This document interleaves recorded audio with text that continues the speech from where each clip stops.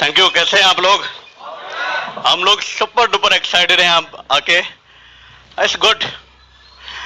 दोस्तों, मेरा नाम आशीष गर्ग है। बाय क्वालिफिकेशन मैं इंजीनियर हूं। हम लोग यहां पर आए हैं आपसे बहुत सारी बातें करने, लेकिन सबसे इंपॉर्टेंट बात हम आपसे करने आए हैं, हम आपको एक चीज देने आए हैं जिसको कहते हैं होप, उम्मीद। क्योंकि दोस्तों, ये जिंदगी बिना धन, बिना समय के चलती है। आप जानते हैं ऐसे लोगों को जो बिना धन के जी लेते हैं? या अगर हम लोग अनफॉर्चुनेट इवेंट देखें लाइफ में, ऐसा नहीं होता कि मिसफॉर्च्यून्स केवल गरीब लोगों के साथ आते हैं। ओके, बहुत सारी ऐसे चैलेंजेस आते हैं जब बिना धन और बिना समय के सब कुछ हो जाता है, लेकिन बिना उम्मीदों के कुछ नहीं होता। We are going to talk you about the hope. Okay, हम लोग ऑर्डिनरी पर्सन हैं, वेरी ऑर्डिनरी, लेकिन हम लोग एक्स्ट्रा ऑर्डिनरी लाइफ बिताते हैं because of this business and bread worldwide system. दोस्तों, अगर मैं बात करूं जिंदगी के बारे में कुछ, तो जिंदगी में एक बात तो सच है कि life is not a dress rehearsal. सही बात है। हालांकि शेक्सपियर कहते that whole of the life is a drama, but it's not like this. यहां पे ड्रेस रिहर्सल नहीं होता। एक बार हम लोग गुजर गए जिस रास्ते से, उससे दोबारा नहीं जा सकते। तो what we have to do, we have to perform the best, the best. Okay, इतनी छोटी होती है लाइफ, टू शॉर्ट, इसको क्षण भंगुर और छोटा नहीं कर सकता है। Okay, we have to live the best. हम लोग यहां पर आपसे जिंदगी के बारे में कुछ बातें करने आए हैं। हम लोग दोस्तों रहते हैं एक ही आसमान के तले, सही बात है ना, लेकिन हमारा दायरा सक्सेस का अलग अलग होता है। और जब हम लोग इस बिजनेस की बात करते हैं ना, it's all together a different business. यहां पर डिफरेंट तरह के लोग मिलेंगे, लेकिन एक बात सच है सब लोगों के साथ। वो बात यह है कि जिस पर जमाना हंसा है उसने इतिहास रचा है। You know about it. ऐसा ही होगा कुछ आप लोगों के साथ। मेरा जो जन्म है गाजियाबाद के पास एक छोटा सा गांव है मुरादनगर, वहां पे हुआ है। मेरे फादर टीचिंग बैकग्राउंड से हैं। यहां पर कुछ लोग हैं जो टीचर्स हैं। जब सरकारी टीचर होते हैं ना, तो बहुत पैसा नहीं होता। हमारी लाइफ में money was very small. Okay, संघर्ष बहुत थे। जब पापा आए, जॉब लगा उनका दिल्ली में, तो वो सबसे पहले गाजियाबाद में चंद्रपुरी में रहे। वहां की सिग्निफिकेंस है क्योंकि हमारे घर के पास वाले घर में प्रभा के फादर रहा करते थे। ओके, नहीं, एक आप लोग हंस रहे हैं, लेकिन यहाँ पे एक बड़ी मजेदार बात है जो मैं बताऊंगा आपको। हमारी शादी लव अफेयर से हुई है, लेकिन वो लव अफेयर मेरे पापा और इनके पापा का था। Is the real fact. Okay, हम लोग पढ़ रहे थे, जब लिमिटेड इनकम होती है तो, और मदर फादर का ड्रीम था कि बच्चे पढ़े, क्योंकि पढ़ लिख कर ही बहुत कुछ होता है। मैं एक स्कूल में गया जिसका नाम है शिशु मंदिर। I was in the top 5-10, अच्छा स्टूडेंट था, लेकिन सेल्फ इमेज बहुत अच्छी नहीं थी। हर कदम पर संघर्ष दिखते थे। ओके, अब जब मदर फादर की इच्छा थी पढ़ाने की, तो इंग्लिश मीडियम स्कूल में जाने की बात हुई। एक और स्कूल में, इंडियन पब्लिक स्कूल, वहां हम लोग पढ़ने के लिए गए। वहां पर जाकर बड़ा डर लगा कि इंग्लिश मीडियम स्कूल में क्या करेंगे। ओके, तो टीचर्स को इंप्रेस करने का एक फॉर्मूला पता नहीं कहां से पता था मुझे कि जितने ज्यादा पेज लिखो उतने ज्यादा नंबर आते हैं। तो मैंने क्या किया, अब क्वेश्चन का आंसर तो लिमिटेड है, क्या करें, लाइनें छोड़कर लिखो या पेज छोड़कर लिखो। तो लाइनें भी छोड़ी, पेज भी छोड़ी। लेकिन इसके बाद जब कॉपियां चेक हो गई, तो प्रिंसिपल मैम मिसेस दुआ, अभी तक मुझे याद है, वो मुझे अपने ऑफिस में बुलाकर कहती हैं कि आशीष, कभी कभी तो किसी की लाइन और किसी का पेज छूट जाता है, लेकिन हर सवाल में किसी की लाइन और पेज छूटे तो बड़ी अजीब सी बात है। But that was happening, life was happening. Okay, 8th हम लोग पास आउट हुए, और इसके बाद और स्कूल्स में गए। वहां पे जो है 10th तक again life was very cool. हम लोग अभी भी, मैं बताऊं, अच्छा था पढ़ाई में, जैसे मैंने बताया आपको। और आई वाज कंसिडर्ड, मेरे को समझते थे लाइक ए रोल मॉडल, क्योंकि काफी पढ़ाई करता था, ठीक ठाक था। लेकिन 10th में पापा को बहुत डिप्रेशन हुआ। वो हमारी फैमिली का बड़ा ट्रेजिक इवेंट है। डिप्रेशन जब हुआ पापा को, तो सारी फैमिली बिखर गई। ओके, पापा कमरे के कोने में बैठे रहते थे, कुछ सोचते रहते थे, बाल तोड़ते रहते थे।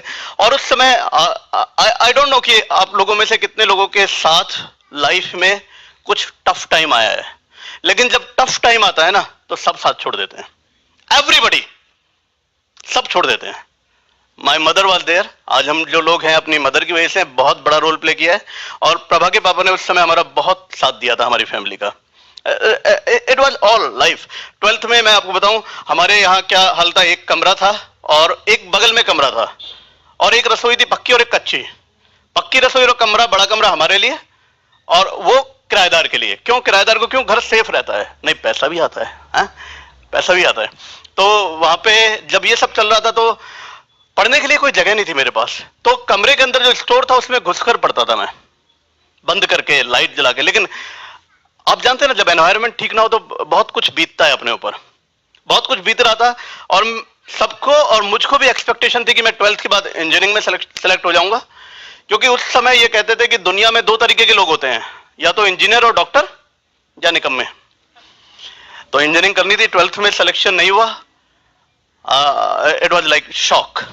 मैंने पढ़ने की जगह बदली, वो जो मिट्टी की जो रसोई थी उसके पीछे अपना कमरा बनाया।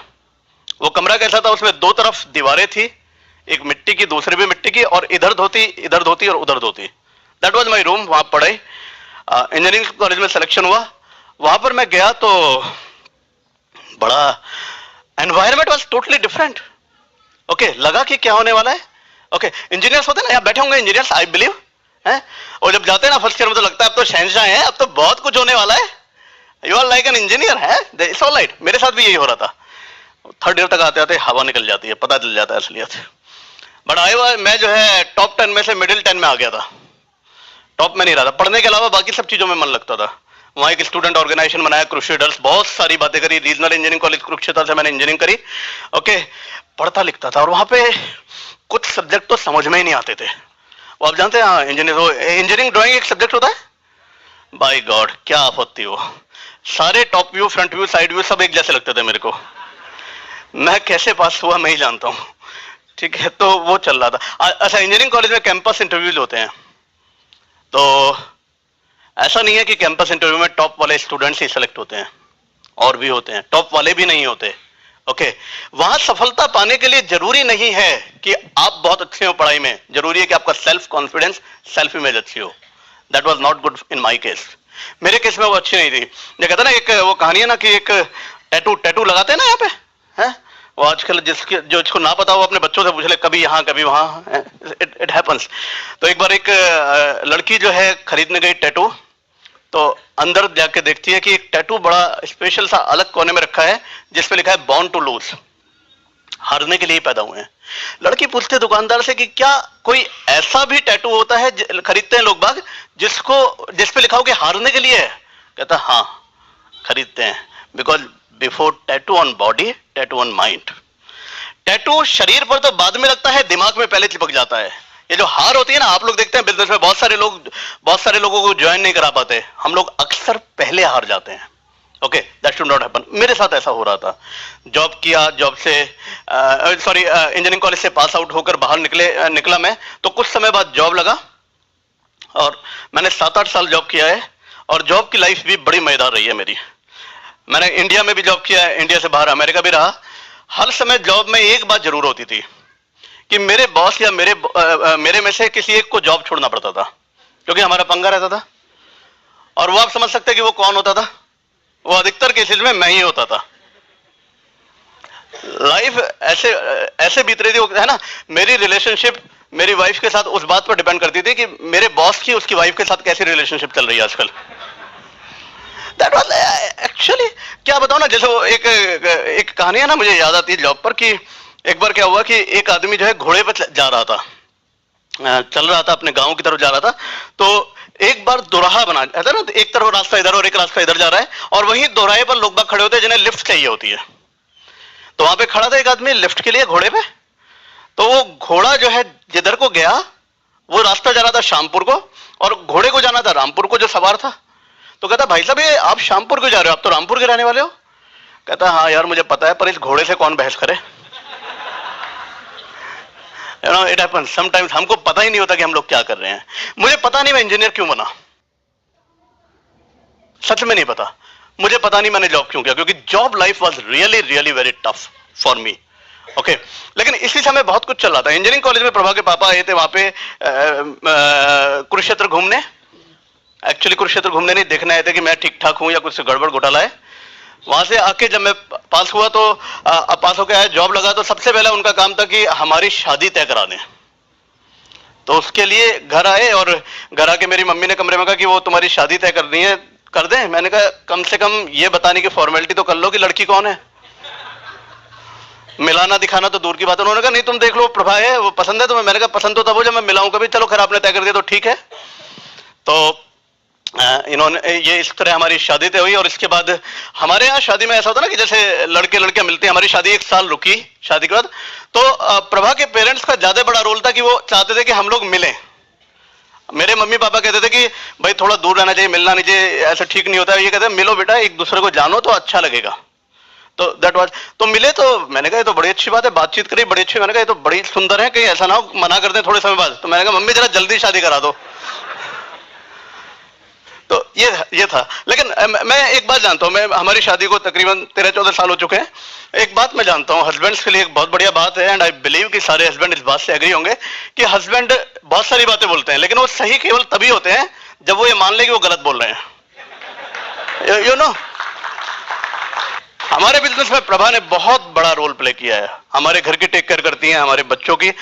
She is like a role model for many persons. और मैं इनवाइट करना चाहूंगा डायमंड लेडी प्रभा को, बताएंगे आपके बारे में कुछ। Thank you. मेरा नाम प्रभा है और मैं अपने बारे में बताने से पहले सबसे पहले थैंक्स करना चाहूंगी गॉड का, जिसकी वजह से आज हम सब लोग यहाँ पर हैं।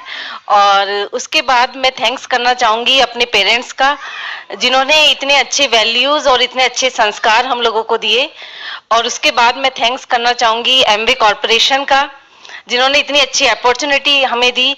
और उसके बाद मैं थैंक्स करना चाहूंगी ब्रिट वर्ल्डवाइड का, जिसकी वजह से हमें इतने अच्छे बिजनेस को बिल्डअप करने का एक मौका मिला। और उसके बाद मैं थैंक्स करना चाहूंगी अपने अपलाइन डायमंड का, अनुराग एंड निधि अग्रवाल का, जिनकी वजह से आज हम लोग बिजनेस में आए। और जैसे कि आशीष और अनुराग भैया दोनों कजन हैं। और इसके बाद मैं थैंक्स करना चाहूंगी अपने double diamond Lew Regan and darling Regan का। यह मैं भी आपको अपने बारे में बताऊंगी और शायद मेरी स्टोरी से हो सकता है कि कोई भी रिलेट करे। अगर मेरी स्टोरी से कोई भी रिलेट करता है और उसकी जिंदगी में चेंज आता है और वो एमराल्ड और डायमंड जाता है, तो मुझे ऐसा लगेगा कि हमारा यहाँ बहाना सफल हो गया। और मेरा नाम प्रभा है और मैं भी गाजियाबाद से बिलोंग करती हूँ। और जैसे कि भी आशीष ने बताया कि मेरे पापा दिल्ली स्कूल में प्रिंसिपल, और हम लोग 4 सिस्टर और एक ब्रदर। और मैंने देखा कि स्टार्टिंग से ही मैं अपने पापा को बहुत स्ट्रगल करते हुए देखा, क्योंकि मेरे दादाजी की डेथ बहुत जल्दी हो गई थी। तो वो खुद ही इंडिपेंडेंट, दादी ने मेरी पढ़ाई की और फिर वो उन्होंने जॉब की दादी ने, और फिर दादी ने बच्चों को पढ़ाया। तो शुरू से उन्होंने संघर्ष देखे काफी। तो उनके सिर्फ यही था उनके दिमाग में कि मैं अपने बच्चों को अच्छी तरह से एजुकेशन दूं, कि मेरे बच्चे जो हैं वो इंडिपेंडेंट बने। और वो दिल्ली स्कूल में प्रिंसिपल थे और बहुत स्ट्रिक्ट प्रिंसिपल, उनके नाम से स्कूल जाना जाता था। और वही जो स्ट्रिक्ट था, वही हम सब लोगों की वही एटमॉस्फेयर हमारे घर में भी था।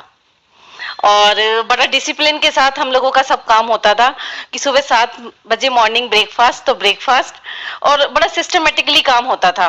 और मैंने बताया अपने, मेरी जो एजुकेशन है वो पोस्ट ग्रेजुएट है। और मेरा कोई मन जो था पढ़ाई लिखाई में बहुत ज्यादा नहीं था। एक जैसे जिसको कहते हैं मीडियम स्टूडेंट, एक मीडियम स्टूडेंट थे। लेकिन और बहुत सारी एक्टिविटी में था मन, कि डांस कंपटीशन में बहुत, स्कूल में हर डांस कंपटीशन में पार्टिसिपेट करना, और बहुत सारी चीजें में, कोई भी स्कूल में कोई प्ले हो रहा है तो उसमें पार्टिसिपेट करना।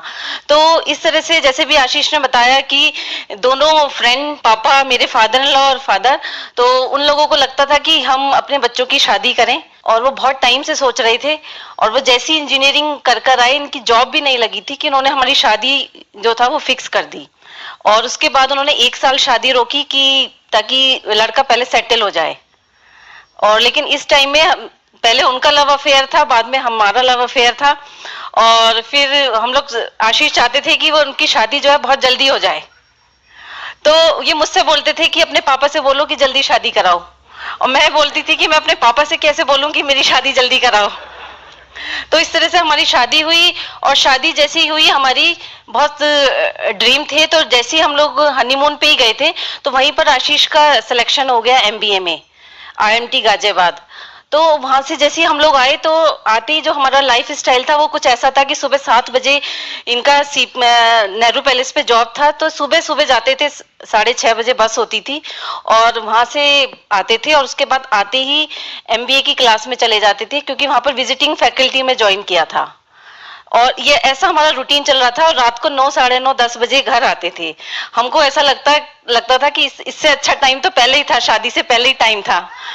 और इस बीच में आशीष यूएसए भी गए 1 साल के लिए, और लाइफ हम लोगों की चल रही थी। और उसी टाइम पे जब शादी के लगभग 1-1.5 साल बाद हमारे बड़े बेटे का जन्म हुआ, जिसका नाम प्रखर है, और वो इस समय भी 9th स्टैंडर्ड में है। और ऐसी लाइफ चल रही थी, लेकिन आशीष जो थे वो लाइफ अपनी जॉब से बहुत ज्यादा सेटिस्फाइड नहीं थे, और उनका हर जॉब में पंगा होता था अपने बॉस से। तो उसी टाइम पर जो था हमको अनुराग भैया मिले और उन्होंने बिजनेस के बारे में बताया और हमने ज्वाइन किया बिजनेस को। और कैसे ज्वाइन किया वो आशीष बताएंगे। और बिजनेस को जब हमने ज्वाइन किया और बिजनेस को साइन अप किया, तो उस समय that time I was pregnant, second pregnancy थी।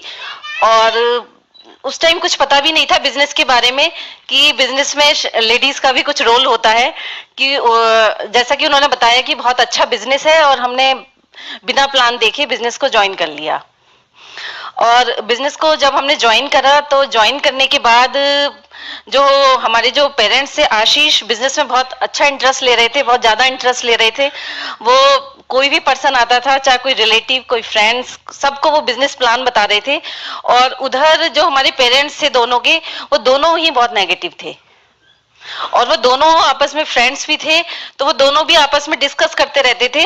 और आशीष के पेरेंट्स को ये लगता था कि हमने इतनी मेहनत से, क्योंकि जैसे कि अभी आशीष ने बताया कि पापा जो थे वो डिस्टर्ब थे, और मम्मी ने कहीं से इधर से पैसा लेकर पढ़ाई कराई, तो उनको लगता था कि मैंने इतनी मेहनत से इसको पढ़ाई लिखाई कराई है, और अब ये पढ़ाई लिखाई कर कर साबुन और तेल बेचने का काम करेगा। और उधर मेरे पेरेंट्स को लगता था, वो भी मुझे समझाते थे कि भी ऐसा है कि हमने तो इंजीनियर लड़के से शादी करी है, कि हम लोग तो जो इतने टाइम से जो वेट देख रहे थे वो इसलिए शादी करी थी कि लड़का इंजीनियर है, और ये साबुन तेल बेचने का काम तो कोई भी कर सकता है। तो इस तरह से तो जो पेरेंट्स थे वो बहुत नेगेटिव थे, और वो किसी भी तरीके से हम लोगों को सपोर्ट करने के लिए तैयार नहीं थे। और एक घर में एक अजीब सा एटमॉस्फेयर था, और जो भी हमारे घर में आता था वो सब कुछ जो था मम्मी उनके सामने सब कुछ बताती थी। तो उसके बाद जो था कि जब किसी की सुनी नहीं, तो उसके बाद जन्मपत्री दिखाई गई पंडित को, और पंडित बोला कि पंडित आए घर पर और बोले कि इसका दिमाग जो है ना कि 1 और 1.5 साल लगभग खराब रहेगा, और इसके बाद जो है दिमाग बिल्कुल ठीक हो जाएगा। तो इस तरह से हम लोगों ने जो बिजनेस था वो स्टार्ट किया।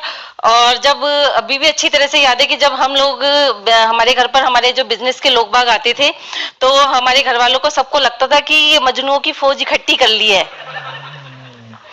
और मैं अपनी मम्मी के पास बच्चा कभी उसको छोड़कर जाती थी, बड़े वाले बेटे को, तो उनको लगता था कि तुम बंजारों की तरह ऐसे कब तक घूमते रहोगे।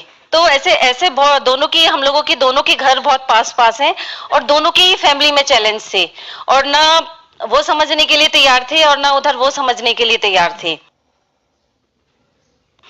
और उधर जो था दोनों जो था वो मुझे ही समझाते थे, कि वो मुझे समझाते थे कि ऐसा है कि तुम आशीष से बात करो और तुम उसे समझाओ।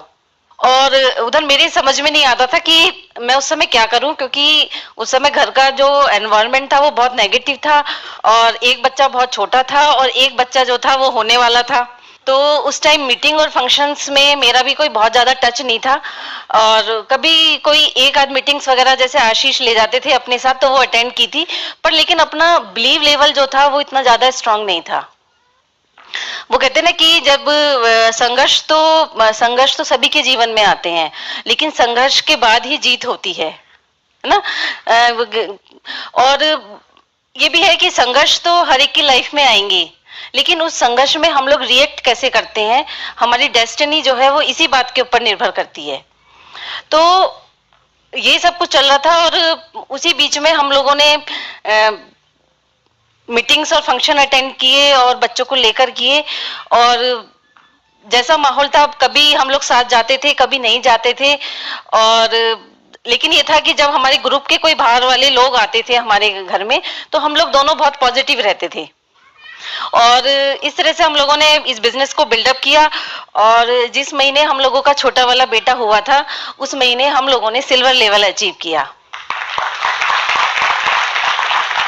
और जब सिल्वर लेवल अचीव किया तो उस समय ग्रुप तो बढ़ गया था हमारा, और लेकिन हमारी रेस्पॉन्सिबिलिटी भी बहुत बढ़ गई थी और घर वाले बहुत नेगेटिव थे। तो पहले तो एक ही बच्चा था संभालने के लिए और अब 2 बच्चे थे। तो मीटिंग और फंक्शन में हम लोगों ने मैनेज किया किस तरह से। कभी आशीष मीटिंग में जाते थे तो मैं बाहर खड़ी होती थी बच्चों को लेकर, और कभी मैं अंदर होती थी तो आशीष बाहर खड़े होते थे। तो इस तरह से हम लोगों ने बिजनेस को जो है वो बिल्डअप किया छोटे बच्चों के साथ। और जब हमने बिजनेस स्टार्ट करा था तो जो हम जिन ग्रुप्स के साथ काम कर रहे थे और जो हमारे अपलाइन थे वो सब लोग जो था वो अनमैरिड थे, सब लोग जो था वो बैचलर थे। तो हमारे घर वालों को लगता था कि ये लोग भी तो अकेले बिजनेस कर रहे हैं तो तुम भी अकेले ही बिजनेस करो, तुझे अगर बिजनेस करना ही है तो तुम अकेले बिजनेस करो। तो इस टाइप से हम लोगों के घर में काफी चैलेंज थे, और हम लोगों ने बिजनेस जो था वो धीरे धीरे बिल्डअप करना शुरू किया। धीरे धीरे जब मीटिंग और फंक्शन में मैं गई तो मुझको भी समझ में आया बिजनेस की पावर क्या है। और उस टाइम मैं मीटिंग और फंक्शन में तो जाती थी लेकिन उस समय बिजनेस को बिल्डअप करने का डिसीजन नहीं लिया था। बस एज ए जैसे लेडीज, कई बार बहुत सी लेडीज होती हैं कि हस्बैंड उनको फोर्स करते हैं कि आप मीटिंग्स में जाइए, आप फंक्शन में जाइए। तो उसी तरह से मैं भी मीटिंग्स और फंक्शन में जो था हम लोग चले जाते थे। तो इस बिजनेस को जो था वो धीरे धीरे बिल्डअप हुआ, और बिल्डअप होने के बाद हम लोगों ने जस्ट उसके 3 मंथ बाद ही हम लोगों ने गोल्ड पिन लिया, और उसके बाद प्लेटिनम, फिर रूबी, फिर सफायर और फिर एमरल्ड। और एमरल्ड तक आते आते जो था, जो हमारी जो लाइफ थी वो बिल्कुल चेंज हो गई, और खूब पैसा भी आने लगा। और दूसरा ये कि हमारा भी जो पहले जो हम थे वो हम नहीं रहे, हम भी चेंज हो गए धीरे धीरे। तो सब कुछ पॉजिटिव हो गया। घर में हमारे पेरेंट्स जो थे वो भी बहुत पॉजिटिव हो गए, और कहाँ कभी वो जब पहले बच्चों को थोड़ी सी देर के लिए भी नहीं रखते थे, और अब वो ही पेरेंट्स बोलते हैं कि आप बच्चों को अपने साथ ले जाके क्या करोगे, तुम भी परेशान होंगे और ये बच्चे भी परेशान होंगे। तो और आज भी मुझे अच्छी तरह से याद है कि जब हम लोग मीटिंग और फंक्शन में जाते थे तो बच्चे, जो छोटा वाला बेटा वरुण है वो उस समय बहुत रोता था, उसको कई बार हम लोग छोड़कर भी जाते थे बहुत स्थिति में। लेकिन आज उसको याद भी नहीं है कि अब वो बड़ा हो गया है, और उसको याद भी नहीं है कि कभी मैं ऐसे रोया करता था कभी। और क्योंकि आज जो है इस बिजनेस के थ्रू उसके पास सब कुछ है। वो दिल्ली स्कूल में, बहुत अच्छे स्कूल में पढ़ते हैं, और दोनों के पास अपने अपने बहुत सारे, जितने भी जो बच्चे चाहते हैं उनकी लाइफ में होना चाहिए, वो सब कुछ है उनके पास।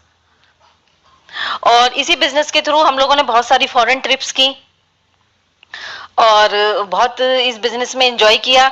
और कभी भी बच्चों की प्रॉब्लम हमारे सामने बहुत आई, लेकिन इस बिजनेस में हम लोगों ने बच्चों को कभी भी बिजनेस ना करने का रीजन नहीं बनाया, उनको हम लोगों ने बिजनेस करने का रीजन बनाया।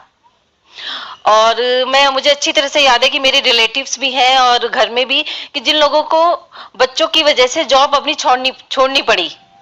लेकिन आज अगर हम लोग खड़े हुए हैं और हम लोग देखते हैं तो हम देखते हैं कि आज बच्चे भी बड़े हो गए हैं और बिजनेस भी बहुत बड़ा हो गया है। तो ये बिजनेस जो था धीरे धीरे बढ़ने लगा। और फॉरेन ट्रिप्स में जब हम लोग गए तो बहुत सारे रिलेटिव ने तो सिर्फ इसीलिए ज्वाइन कर लिया बिजनेस कि इस बिजनेस में खूब घूमने को मिलता है। जो कभी पहले बोलते थे कि आप इधर से उधर कहाँ घूमते रहते हो, और उन्होंने इसलिए बिजनेस ज्वाइन किया। तो इस तरह से हम लोगों की जो शुरुआत थी बिजनेस की, और जो हमारे बिजनेस के स्ट्रगल थे वो इस तरीके से थे। और फिर धीरे धीरे बहुत सारी फॉरेन ट्रिप्स की, इधर उधर गए। और अभी पिछले साल ही फुकेट, उससे पहले चाइना, और अब जो है सभी लोग मेरे ख्याल से तैयार हैं स्विट्जरलैंड जाने के लिए। कितने लोग हैं जो स्विट्जरलैंड जा रहे हैं? कभी हम लोगों ने सोचा भी नहीं था कि एमवे जो है वो एएलएस ट्रिप पर स्विट्जरलैंड लेकर जाएगी। हमको तो लगता था कि डायमंड जब हो जाते हैं तभी जो है वो यूएसए या स्विट्जरलैंड वगैरह आप जा सकते हो।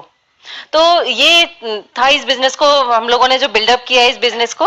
और मैंने आपको अपने बारे में बताया, और अब आशीष बताएंगे कि उन्होंने बिजनेस को कैसे बिल्डअप किया। And I will invite here Ashish. Okay, बहुत कुछ चल रहा था लाइफ के अंदर, बहुत सारे चैलेंजेस, लेकिन सबसे बढ़िया चल रहा था मेरा job.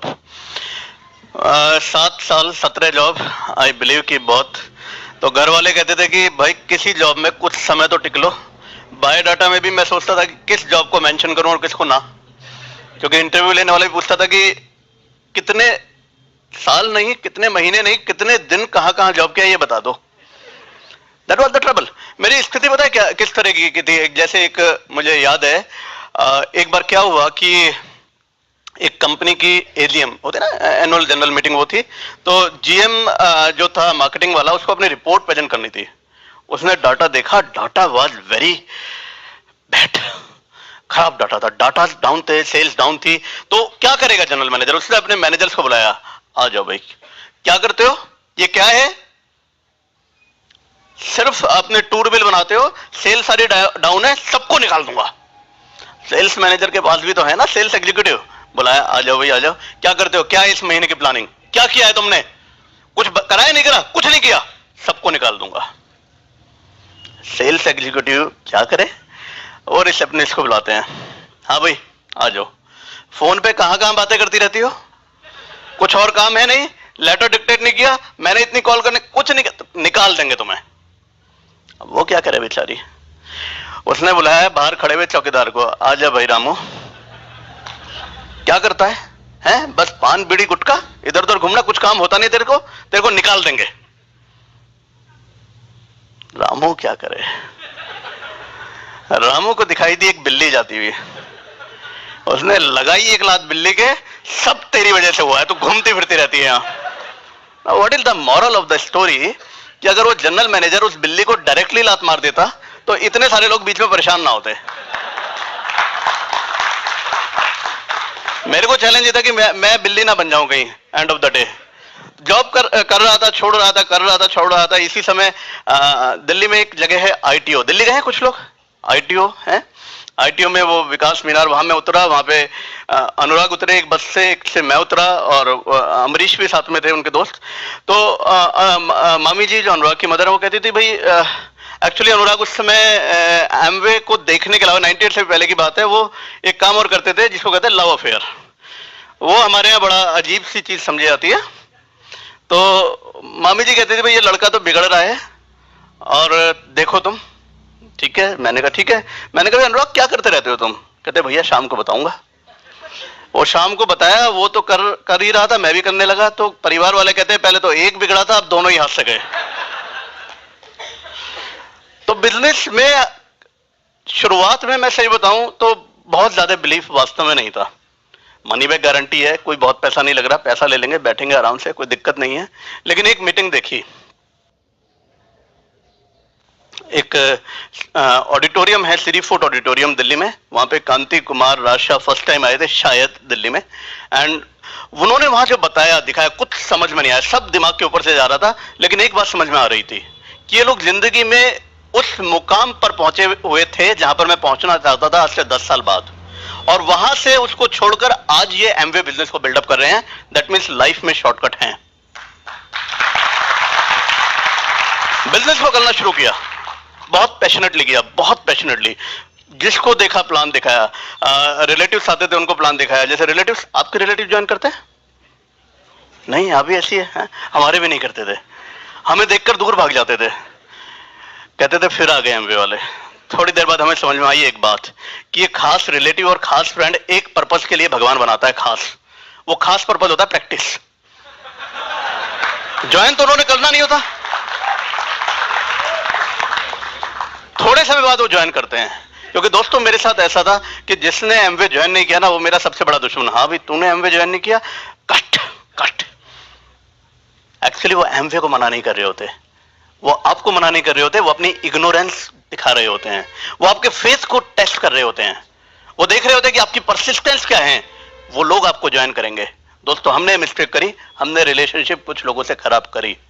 You never do it, okay. क्योंकि लोग बाग इस बिजनेस में उन लोगों से जुड़ना पसंद करते हैं जो बहुत बड़े पिन अचीवर होते हैं, नहीं। जो बहुत हार्ड वर्किंग होते हैं, नहीं। जो बहुत बड़े ड्रीमी होते हैं, नहीं। जो एक अच्छे इंसान होते हैं,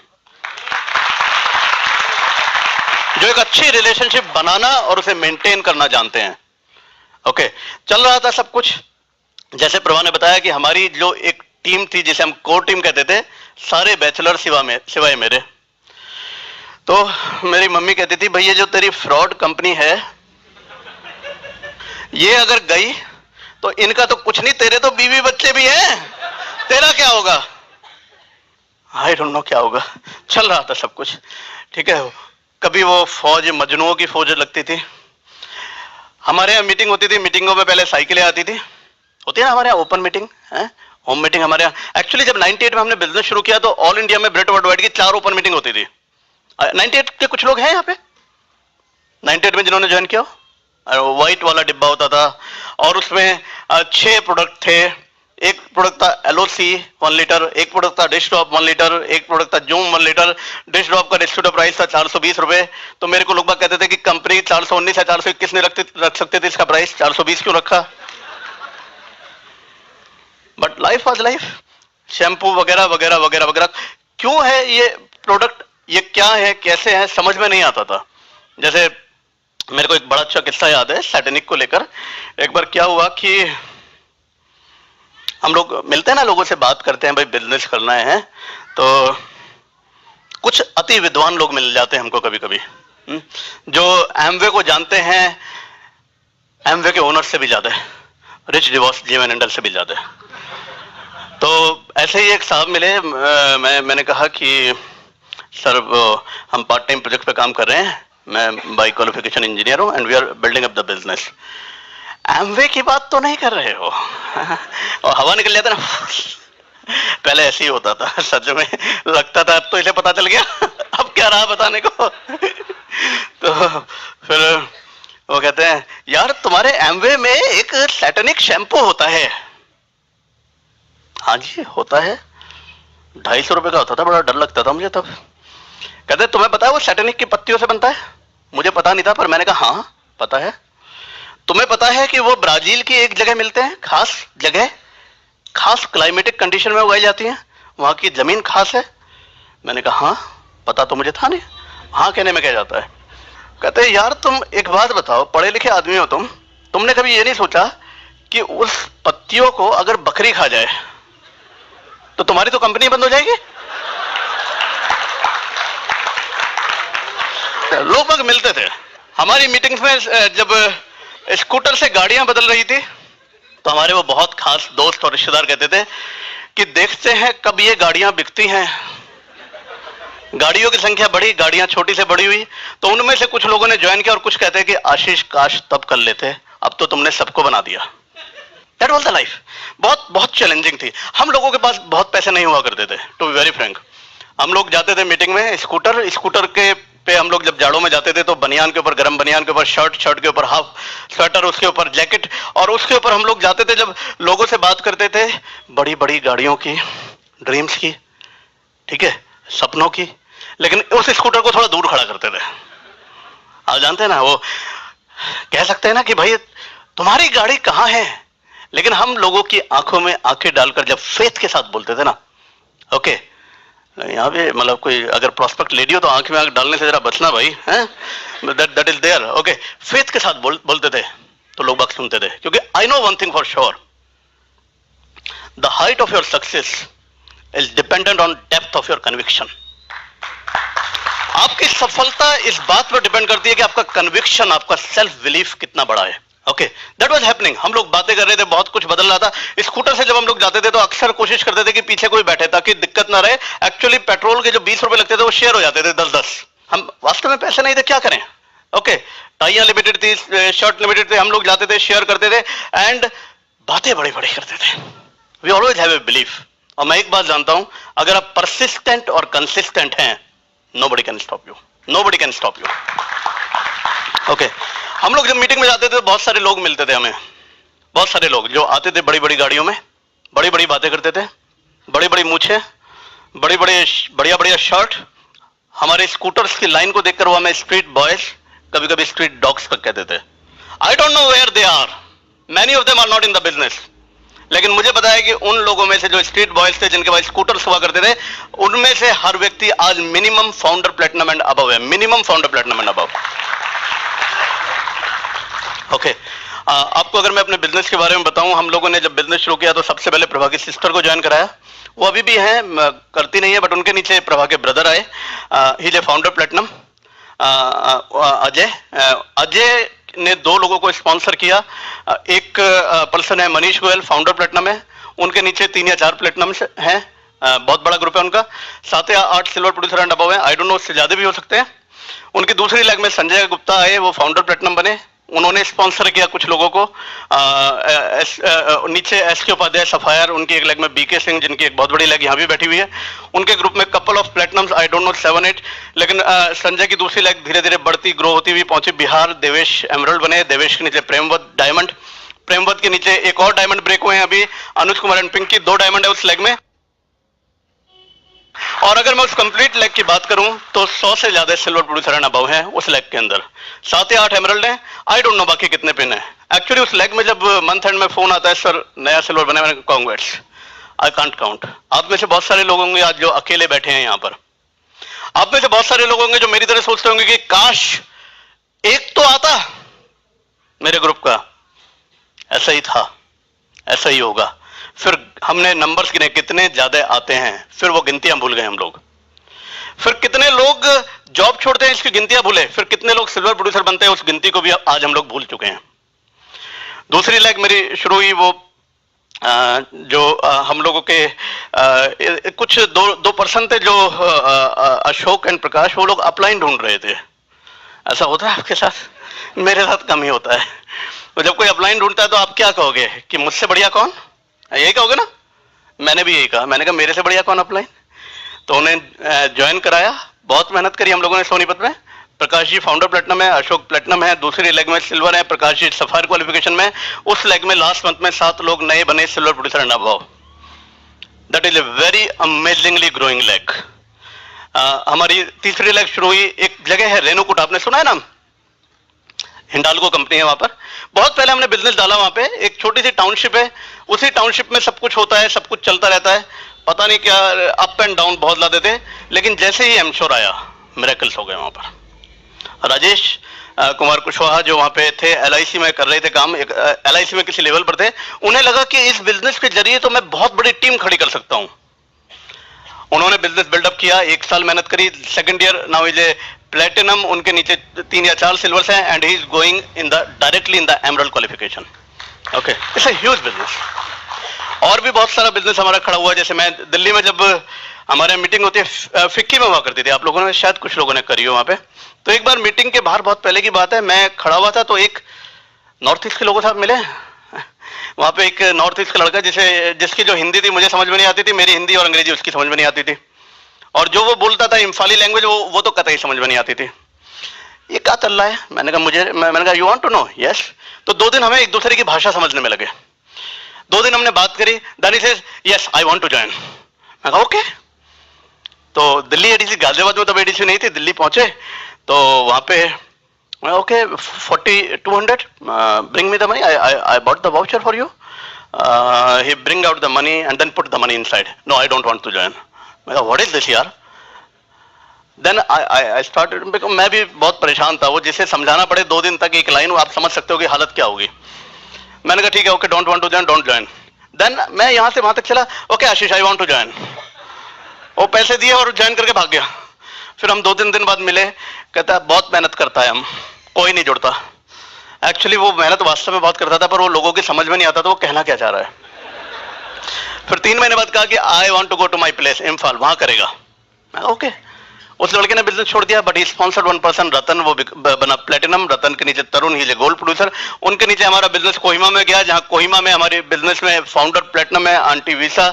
उनके नीचे रूबी डायरेक्टर आई, जिनका नाम है कीकॉन एंड मिस्टर एंड मिसेस कीकॉन, and there is a couple of silvers. वहां पे बिजनेस बहुत तेजी से बढ़ रहा है, लेकिन हम लोग बहुत कुछ नहीं करते हैं। ये वही बात है, आप बीज कहीं डालते हो, आपको रिवॉर्ड कहीं और मिलते हैं। आप बिजनेस को बिल्डअप आज यहां पर कर रहे हैं, आपका बिजनेस कहां जाएगा नहीं पता। Things are happening big time. अपने लाइफ में, जॉब लाइफ में मैं अपने बॉसेस से बहुत दुखी था, बहुत ज्यादा। तो सबसे बढ़िया तरीका क्या है कि स्पॉन्सर कर दो उन्हें। तो मैं अपनी लास्ट कंपनी में जब गया अंदर, तो मैं किसी से बात करने गया था, मैं जो संजय मिगलानी, जो मेरे सीनियर थे, उनसे बात करने नहीं गया था। अगर आशीष क्या कर रहा है भाई आजकल? मैंने कहा सर बिजनेस कर रहा हूं। अच्छा मेरे को बता। मैंने कहा ठीक है, बताया, उन्हें समझ में आ गया, उन्होंने ज्वाइन कर लिया, मेहनत करी, लेकिन कुछ समय बाद उन्होंने अपना बिजनेस शुरू किया, उसमें ज्यादा इन्वॉल्व रहे, लेकिन उन्होंने अपने कजन को स्पॉन्सर किया, नितिन एंड गीतिका अमेरिका गए, अमेरिका में बिट सिस्टम से जुड़े, they are the gold producer in America. उनके ग्रुप में एक और सिल्वर प्रोड्यूसर है। संजय मिगलानी ने कुछ और लोगों को स्पॉन्सर किया, उनमें से एक पर्सन मुंबई गया जिसका नाम है Pankaj and Khushi Patel, they become the silver last month. So that's there. वो लोग काम नहीं करे, but things are happening. MP में हमारा बहुत बड़ा बिजनेस है। हमारे एक लेग जो पहले कभी गोल्ड प्रोड्यूसर थी, उसमें अप्स एंड डाउन्स आए, जो लोग थे गोल्ड प्रोड्यूसर वो बिजनेस से बाहर गए, लेकिन बिजनेस पे हमने कंसिस्टेंटली वर्क किया। नीचे एक कपल निकल के आया जिसका नाम है Vinod and Rachna Tiwari, they belongs to Gwalior. बहुत मेहनत करी, वो लोग सिल्वर ब्रेक हुए in the month of August, and they are in the gold qualification right now. Things are happening big time. Okay, कहां क्या क्या हो रहा है बिजनेस के अंदर पता नहीं चलता है। ओके, अंडमान में सिल्वर है हमारे ग्रुप में। यू नेवर नो आपके साथ क्या होगा। दोस्तों ये इतना बड़ा, इतना मिरेकुलस बिजनेस है, इसको दिल से करिएगा। Okay, don't worry about the challenges तो हिस्सा है जिंदगी का। ओके, चैलेंजेस तो हिस्सा है जिंदगी का। हम लोगों ने किया क्या? मैं अगर आपसे कुछ छोटी बात करूं शेयर, कैसे किया हम लोगों ने कुछ चीजों को अपनाया जिंदगी के अंदर। फर्स्ट हम लोगों ने देखा परसिस्टेंस एंड कंसिस्टेंस। ओके, हम लोगों ने देखा today is the first day of rest of your life. आप जानते हैं जो बीत गया वो कभी वापस नहीं आएगा। आप जानते हैं जो आने वाला है, जो ना आपने देखा ना मैंने देखा, हमारे हाथ में सिर्फ और सिर्फ वर्तमान है। Today, there is no future, future is today. क्योंकि आज अगर अच्छा बनाया तो कल तो अच्छा हो ही जाएगा। हम लोगों ने आज में जीना सीखा, हम लोगों ने स्ट्रगल से लड़ना सीखा। हम लोगों ने देखा कि इस बिजनेस को बिल्डअप करने के लिए अपने को चेंज करना जरूरी है। ओके, एक छोटी सी स्टोरी है जिससे मैं आपको हम लोग बताऊंगा मैं जिसको आपके बारे में। एक बार क्या हुआ कि दो दोस्त थे, वो लोग समुद्र के किनारे टहल रहे थे। तो वहां पे ना समुद्र में कुछ पानी के अंदर देयर वाज सम प्रॉब्लम, तो मछलियां बाहर आकर गिर कर तड़फ रही थी, सैकड़ों हजारों की संख्या में। तो एक दोस्त था, वो मछली उठाता उसे वापस पानी में फेंक देता, मछली उठाता उसे वापस पानी में फेंक देता। दूसरा आगे जा रहा था तो मुड़ के देखा कि वो पीछे रह गया। कहता तू कर क्या रहा है, इतनी सारी पड़ी है, फर्क क्या पड़ता है? उसने उठाई एक और फेंका। कहता इसको फर्क पड़ता है, इसको फर्क पड़ता है। यू नो, आप जब लोगों से बात करते हैं, आप जब लोगों से मिलते हैं, always go with one belief कि जब आप किसी से बात कर रहे हैं, you are a messenger from God, जो आपको दे रहा है एक पावर कि आप उसकी जिंदगी में एक वर्थवाइल चेंज ला सकते हैं। Okay, it's all possible. जिंदगियां बदलती हैं। ओके, और आप लोगों की बदलेगी। हम लोग मिलेंगे आपसे